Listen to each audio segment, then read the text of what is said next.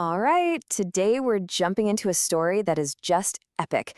We're talking hundreds of millions of years, creatures that defy imagination, a catastrophe that changed the planet forever, and the incredible will to survive.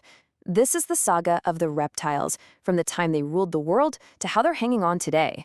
So let's start with a question to frame this whole thing. What on earth is the connection between some massive 49-foot predator from the past and that little lizard you might spot on your wall? Well, the answer is an unbelievable story of survival against all odds.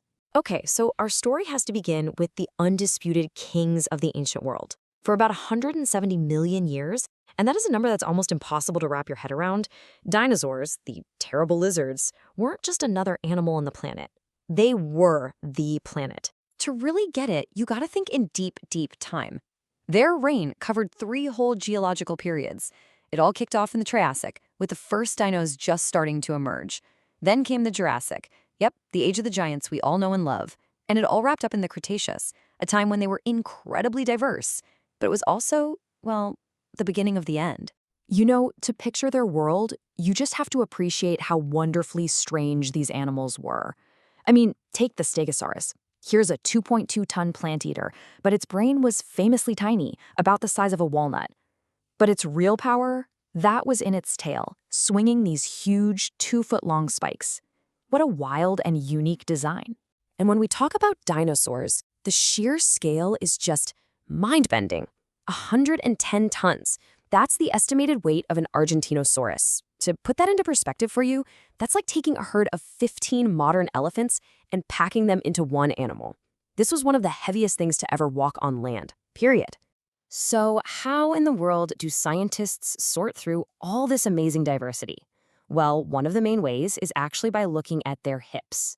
Dinosaurs basically fall into 2 big groups. You have the Saurischians, or lizard-hipped, which included big names like T-Rex and the giant Brachiosaurus. Then you have the Ornithischians, the bird-hipped ones, who are all herbivores, think Stegosaurus and Triceratops. Just 2 different body plans that led to completely different evolutionary futures. But you know what's almost as dramatic as the dinosaurs themselves? The story of how we even found out about them. Back in the 19th century, there was this intense rivalry between 2 paleontologists, Marsh and Cope. It got so bad, it was called the Bone Wars. I mean, listen to how it was described. It was a total mess, full of scandal, but it also led to this huge boom in discovery, with about 130 new species being unearthed. So you have this incredible 170 million year dynasty, and then it all came to a sudden, violent, catastrophic end. The world was about to change, literally in an instant, on what was probably the single worst day in the history of life on Earth. 65.5 million years ago. That's the date. That's the line in the sand, or more accurately, the line in the rock, that separates the age of dinosaurs from the age of mammals. It marks a moment of just absolute devastation. So what happened? Well, the leading theory is the Chicxulub impact. A rock from space, 6 miles wide, came screaming in and slammed into what's now Mexico's Yucatan Peninsula. The impact was so powerful it set off a global firestorm and gigantic tsunamis. It threw so much rock and dust into the air that it created this ejection layer you can find in rocks all over the world, blocking out the sun and causing the entire global ecosystem to just collapse. And the result of all that? An estimated 50%, half of all species on the entire planet, were just wiped out. It wasn't just the dinosaurs. Countless other forms of life, in the oceans, on the land, they all just vanished forever. But as the dust began to settle, one thing became clear. Life, finds a way. And from the ashes of that old world, a new one began to take shape, inherited by the survivors. So who made it through? Today's reptiles, they're the direct descendants of the ones who survived. And they fall into 4 main groups. You've got the Squamata, that's lizards and snakes, the biggest group by far. Then the Chelonians, turtles and tortoises, with their famous built-in armor. The crocodilians are actually the closest living relatives the dinosaurs have. And then there's this really unique one, the Sphenodontia, which is just this one living fossil called the Tuatara. And these survivors, they are masters of adaptation. So many lizards, for instance, have what's called an autotomic tail. What does that mean? It means if a predator grabs their tail, they can just detach it on purpose. The tail keeps wiggling around, distracting the bad guy, and the lizard gets away. It's a brilliant little survival trick. Or how about this for a superpower? A gecko's ability to just walk up a wall. It looks like magic, but it's pure physics.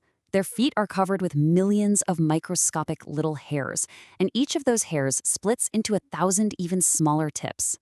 All those tiny tips create a molecular attraction. It's called van der Waals force that lets them literally stick to almost anything.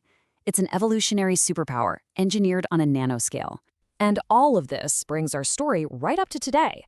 The age of reptiles has now given way to the age of humans. And our relationship with these ancient survivors is, well, to put it lightly, it's really complicated.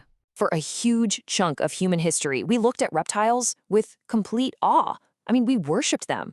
In ancient Egypt, the crocodile god Sebek was believed to have actually created the Nile River. They were seen as these symbols of incredible power, of creation itself. But today, that awe has been replaced by a whole list of threats.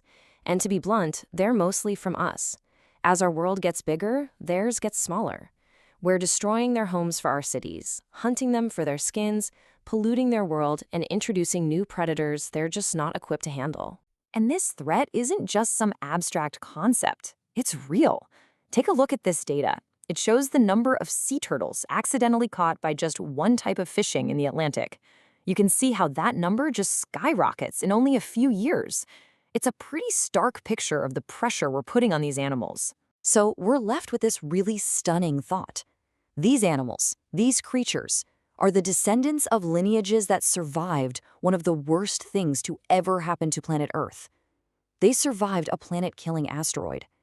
So the real question we have to ask ourselves now is, can they survive us? That is something for all of us to think about.